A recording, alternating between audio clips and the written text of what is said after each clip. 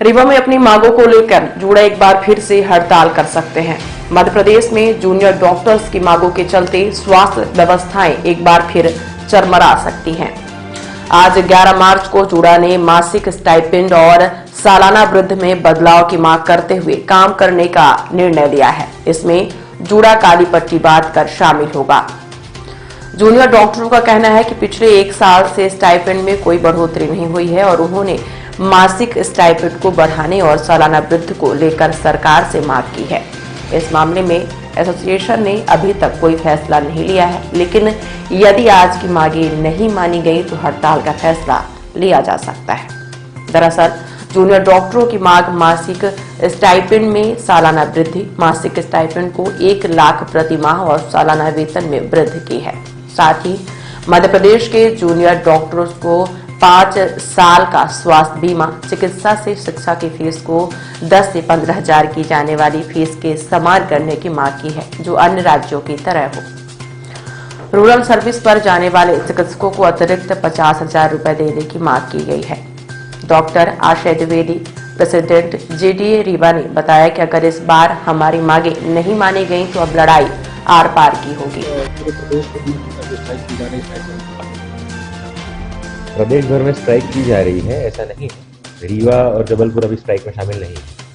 उसके 2 कारण हैं। हमारे जो प्रमुख मुद्दे हैं, कॉमन मिनिमम प्रोग्राम के तहत प्रदेश के जितने भी कॉलेज हैं उन्होंने 5 मुद्दे रखे हैं सरकार के सामने, और जो बाकी कॉलेजेस हैं उन्होंने ऐसा फैसला किया कि स्ट्राइक पे जाएंगे। तो रीवा और जबलपुर स्ट्राइक पे नहीं जा रहे हैं, क्योंकि हमें उप मुख्यमंत्री से आश्वासन मिला है कि जल्दी मांगे पूरी कर दी जाएगी। तो मांगों में प्रमुख मांगे ये हैं, पहला कि 70,000 रुपये अभी हमारा स्टाइपेंड आता है।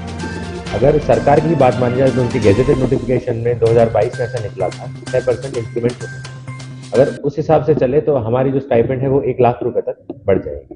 तो वो अभी तक हुआ नहीं है। जो सरकार ने कहा है वही हम मांग रहे हैं। दूसरी हमारी मांग ये है कि मेडिकल पीजी स्टूडेंट जो होते हैं, they are first line workers. कोई भी बीमारी के सामने पहले हम ही देखते हैं मरीज को। तो हम we are prone to diseases, सबसे पहले रोग हमको ही लगता है। तो उसके लिए 5 साल का बीमा सारे मेडिकल रेसिडेंट्स के लिए प्रोवाइड करे सरकार।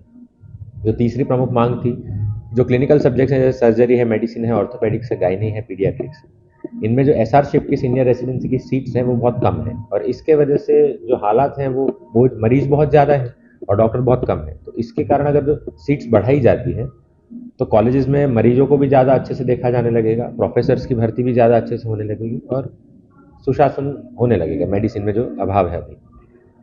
बाकी की जो मांगे हैं उनमें ऐसी कोई अवैध मांग नहीं है। जो पहले सरकार ने हमको बोला था उसी पे हम अड़े हुए हैं। रूरल बॉन्ड का ये है कि रूरल बॉन्ड मध्य प्रदेश में 1 साल का है और 10 लाख रुपए अगर वो आप बॉन्ड ब्रेक करते हो तो आपको 10 लाख रुपए देने होते हैं।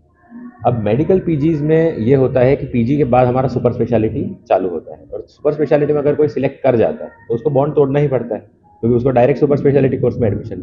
अब सब इतने सशक्त नहीं होते कि सब 10 लाख रुपए दे सकें। तो ऐसी कंडीशन में उनको एडमिशन मिलते हुए भी वो सुपर स्पेशलिटी की छोड़नी पड़ती है। तो अगर इसको ईज कर दिया जाए, इसको अगर 5 लाख भी बॉन्ड को कर देते हैं तो बहुत सारे पीजी डॉक्टर्स सुपर स्पेशलिटी में जा पाएंगे। सुपर स्पेशलिस्ट जितने डॉक्टर ज्यादा होंगे उतने मरीजों की केयर ज्यादा हो पाएगी। रीवा और मेडिकल कॉलेज के स्टूडेंट कब इस धरने को शामिल करेंगे? रीवा मेडिकल कॉलेज हमेशा धरने में आखिरी में ही शामिल होता है, क्योंकि पेशेंट केयर हमारे लिए सर्वोपरि होती है। इस बार भी हमको आश्वासन मिला है, इसलिए हम रुके हैं। पर देखिए क्या होता है कि जब मध्य प्रदेश के सारे जूनियर डॉक्टर्स जा रहे हो तो हमें समर्थन में कभी ना कभी उतरना पड़ेगा। पर हम आश्वस्त हैं कि सरकार इससे पहले हमारी मांगे मान लेगी।